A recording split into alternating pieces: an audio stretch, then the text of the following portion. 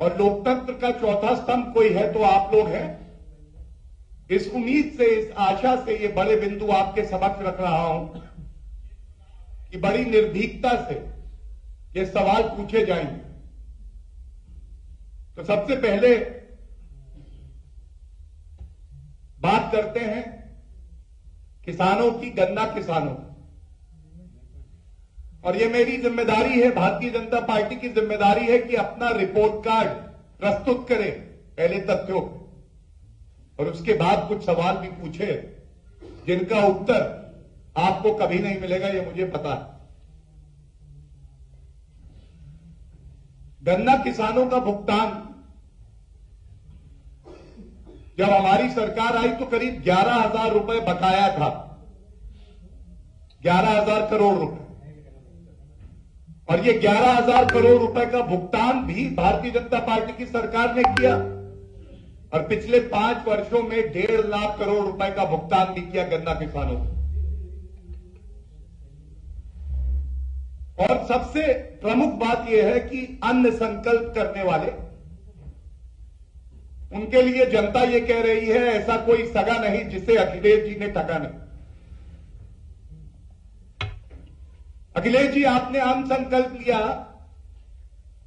आज किसान ये पूछ रहे हैं कि आजम खान जो जेल की सलाखों के पीछे हैं, 2 साल से जिन्हें उच्च न्यायालय ने बेल नहीं दी,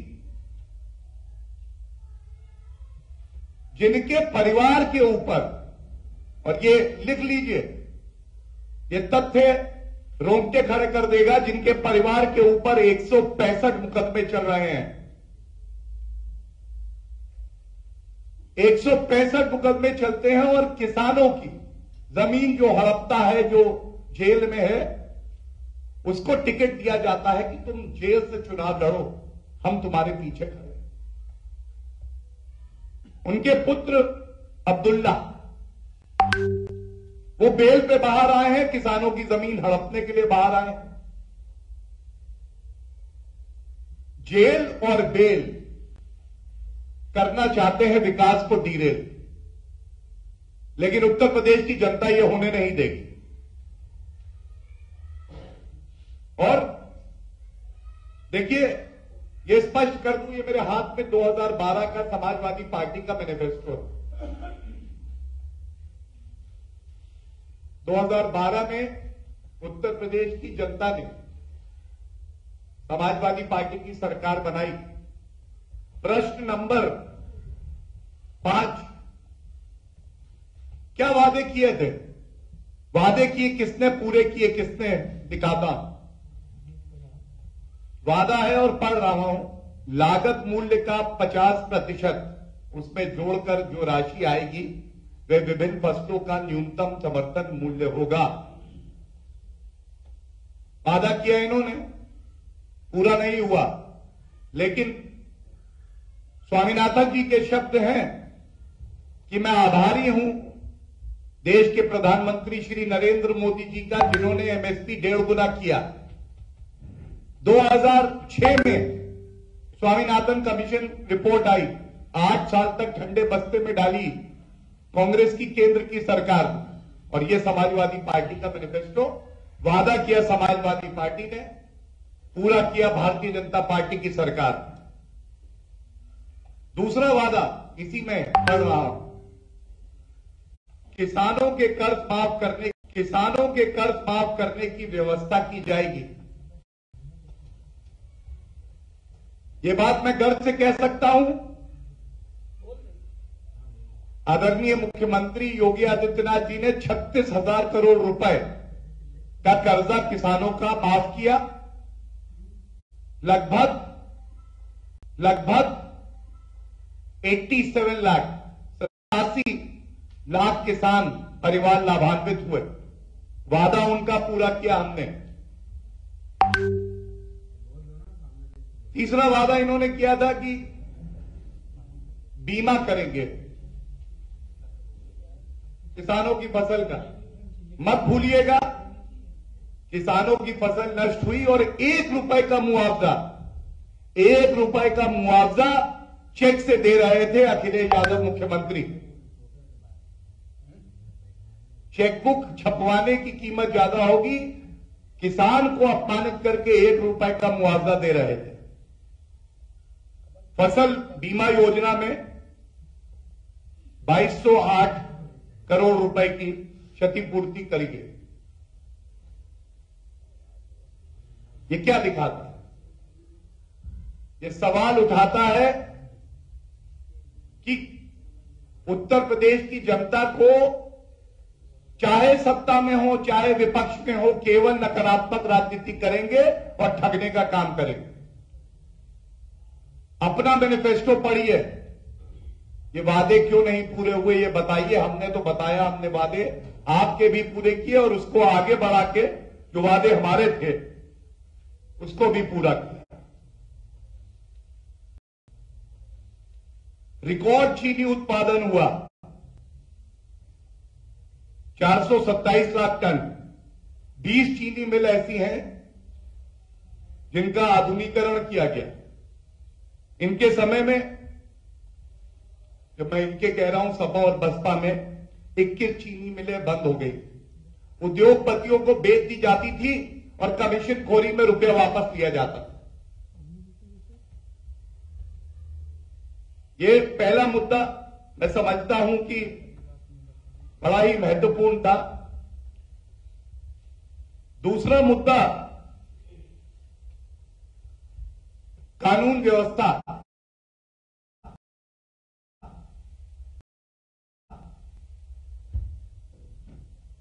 ये हम सब जानते हैं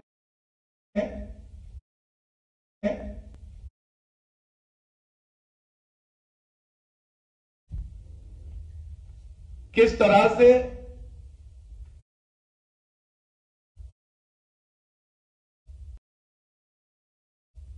गुंडा राज होता था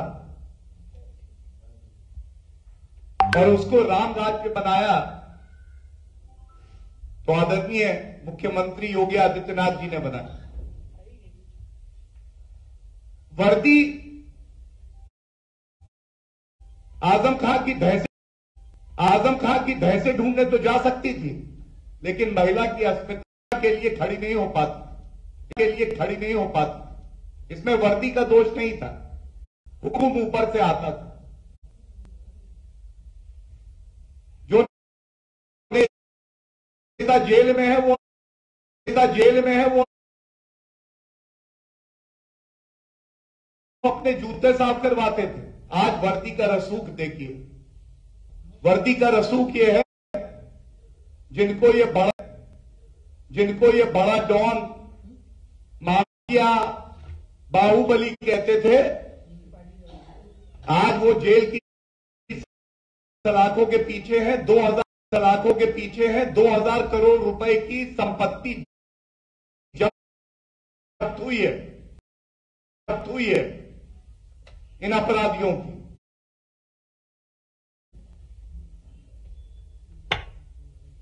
और जब बात उठा रहा हूं दाऊद अहमद, खबर आई है कि सपा इनको दे रही है। इनको टिकट दिया है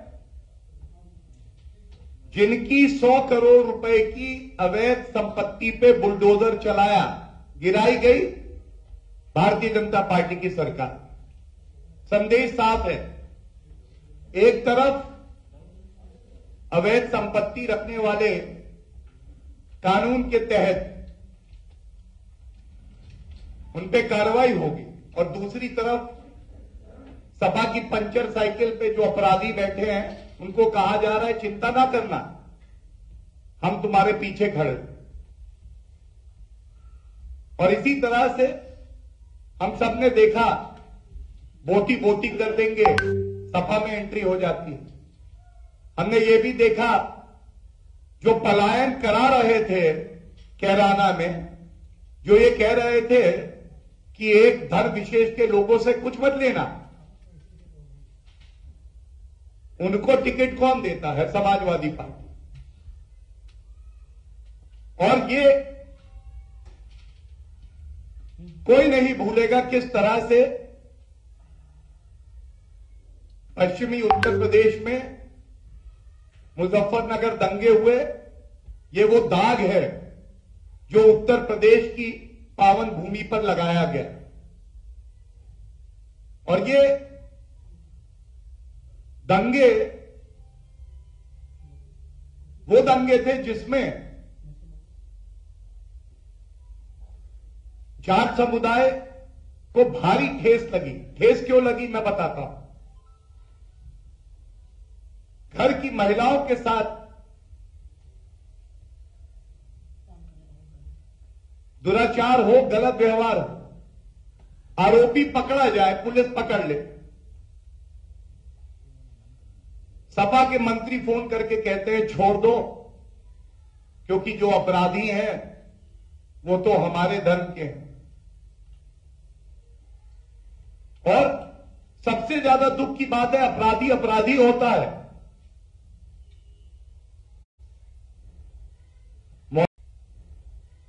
मौलाना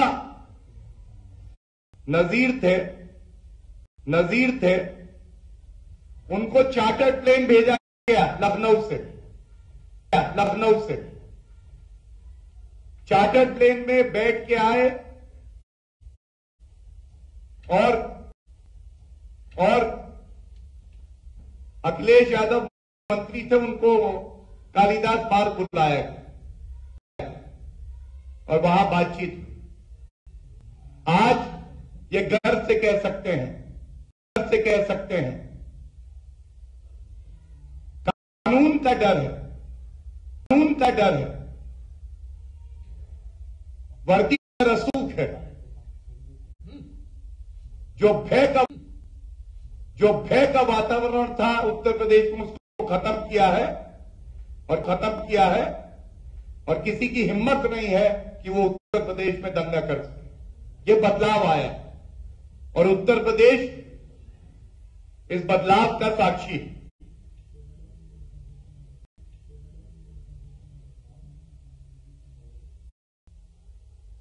एक बात बड़ी प्रमुखता से मैं और उठाऊंगा।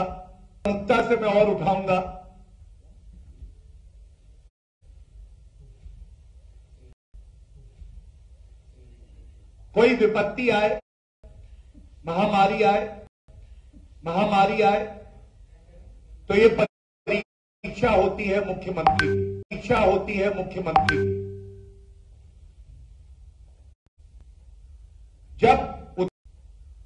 जब उत्तर प्रदेश में मुजफ्फरनगर दंगे हुए,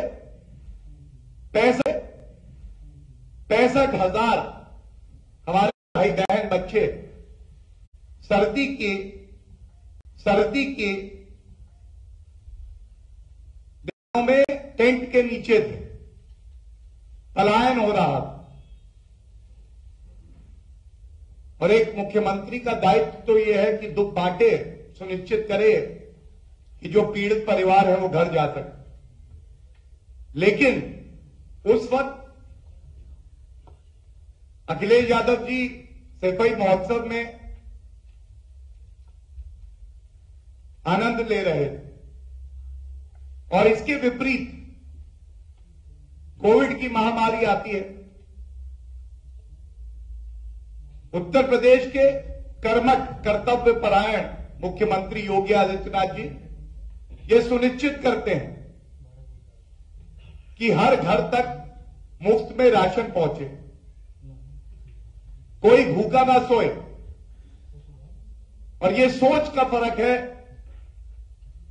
कि उत्तर प्रदेश सरकार भाजपा की 25 करोड़ लोगों को टीके देती है, सुरक्षा कवच देती है, क्योंकि हमें उनकी जान की फिक्र है, चिंता है। और कोई समाजवादी पार्टी नकारात्मक राजनीति करते हुए कहती है ये बीजेपी का टीका है, मैं नहीं लगवाऊंगा। और ये फर्क उत्तर प्रदेश की जनता ने भली भांति देखा।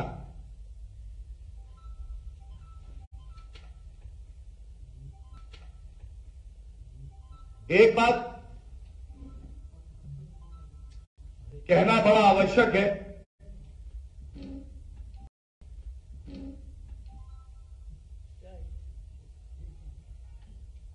कि उत्तर प्रदेश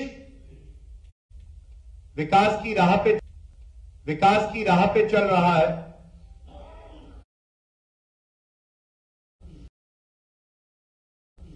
उत्तर प्रदेश की जनता विकास मांग रही है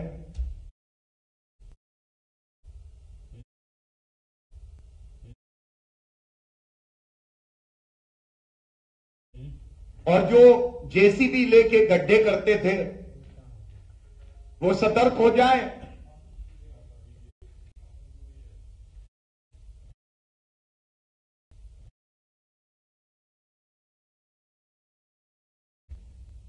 कि आप ध्रुवीकरण की राजनीति और सांप्रदायिक राजनीति अब नहीं कर पाएंगे उत्तर प्रदेश।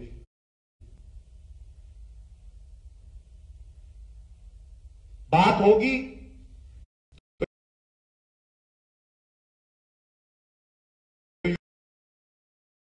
तो युवाओं के भविष्य की होगी, उनके रोजगार की होगी,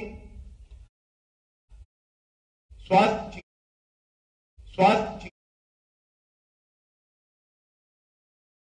चिकित्सा कैसे बेहतर हुई है इस पे होगी, किस तरह से कानून व्यवस्था बेहतर हुई है इस पे होगी, किसानों के उज्जवल भविष्य पे होगी। और इसीलिए ये आंकड़े मैंने आपके समक्ष रख दिए। ये प्रश्न वो प्रश्न है जिनमें से एक का उत्तर भी अगर समाजवादी पार्टी के अध्यक्ष अखिलेश यादव दे दें तो फिर इस क्रम को और आगे बढ़ाएंगे। ये बिल्कुल स्पष्ट कर दें, हम केवल और केवल विकास के जो मुद्दे हैं उस पे, जो कानून व्यवस्था बेहतर हुई है उस पे, इन मुद्दों पे चुनौती देते हैं कि अखिलेश यादव अपनी चुप्पी तोड़े। और बस एक बात और कह के अंत करूंगा, इसके बाद जो आपके सवाल हो वो लें। देखिए, एक सुप्रीम कोर्ट का जजमेंट है मुजफ्फरनगर दंगों में। ये जो प्रकरण हुआ था तो सर्वोच्च न्यायालय ने क्या कहा था ये मैं जरूर बताना चाहता हूं। सर्वोच्च न्यायालय ने भी ये बात पूछी और बिल्कुल स्पष्ट टिप्पणी देके कहा कि जो दंगे हुए थे इसकी जानकारी आपको थी और उसके बाद भी आप विफल हो। विफलता की मूर्ति अगर कोई था तो वो पूर्व में जो सरकार समाजवादी पार्टी की रही वो थी। और देखिए, from the worst chief minister Uttar Pradesh has traveled a long way. Uttar Pradesh can proudly today say that it has the best chief minister in Uttar Pradesh. And when I say worst chief minister, बड़ी ही प्रतिष्ठित magazine है, उसके cover पर क्या निकला? एक तस्वीर है और लिखा है ऊपर, इंडियाज वर्स्ट चीफ मिनिस्टर।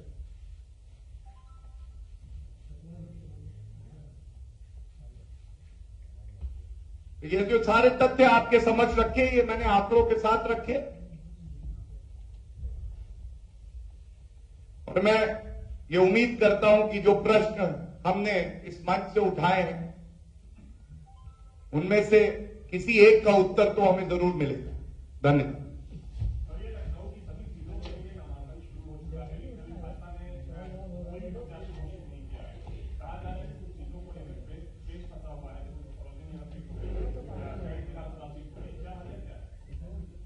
देखिए, हमारी पार्टी की खूबी है, हमारी पार्टी का जो नेतृत्व है, एक ढांचा है, केंद्र का पार्लियामेंट्री बोर्ड है, ये तय करता है और इस पे मंथन चल रहा है। आपने देखा, इससे पहले भी सूचियां आई हैं, बहुत जल्द ही आगे भी सूची आएगी और आपके समक्ष रखी है।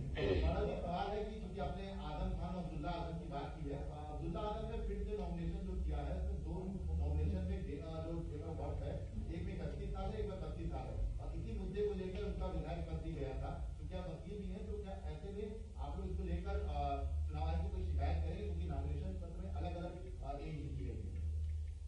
देखिए, भारतीय जनता पार्टी जरूर इस पे विचार विमर्श करने के बाद उचित कार्रवाई करेगी, लेकिन जिनकी सदस्यता रद्द होती है वो अपनी धोखाधड़ी से बाज नहीं आ रहे हैं। और चुनाव आयोग जो कि एक संवैधानिक संस्था है, मुझे पूरी उम्मीद है कि वो जो ये झूठ फरेब की राजनीति है इसका संज्ञान लेके उचित कार्रवाई करेगी। अमित शाह जी लगातार जो है पश्चिम यूपी का दौरा कर रहे थे, लोग कैंपेन कर रहे थे। आज अखिलेश यादव जा रहे हैं और जयंत चौधरी साहब वहां पर कॉन्फ्रेंस करेंगे, तो कैसे देख रहे हैं आप लोग? क्योंकि पहले उन्होंने पश्चिम यूपी का दौरा किया, जाटव के साथ बैठक की, तमाम हर वर्ग कर गए, अब अखिलेश यादव वहां पहुंच रहे हैं।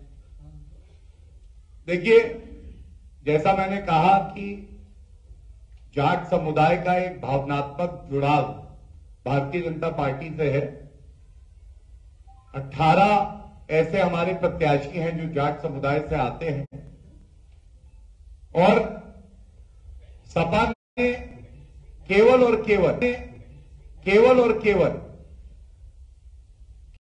जाट समुदाय को नहीं हर को ठगने का काम ही किया। और इसलिए हमें पूरा यकीन है कि समाज के हर वर्ग का आशीर्वाद वो भारतीय जनता पार्टी को मिलेगा और पुनः भारतीय जनता पार्टी की सरकार बनेगी और पिछली बार से ज्यादा सीटों से बनेगी।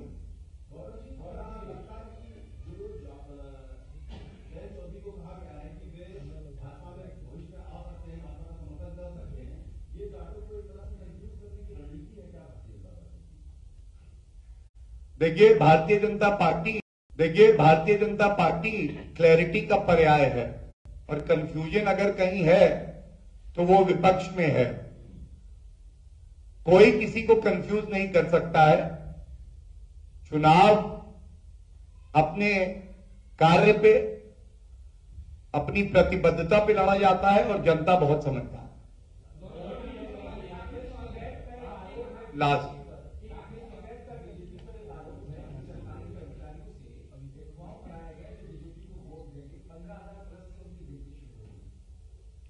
देखिए, चुनाव का समय है, अलग अलग तरीके के आरोप लगाए जाएंगे, लेकिन किसी ने अगर सच्चे संकल्प और ईमानदारी से जनता के लिए काम किया है तो वो भारतीय जनता पार्टी है। और इसीलिए हमें यकीन है कि हर कॉन्स्टिट्यूएंसी में कमल ही खिलेगा। धन्यवाद। Thank you.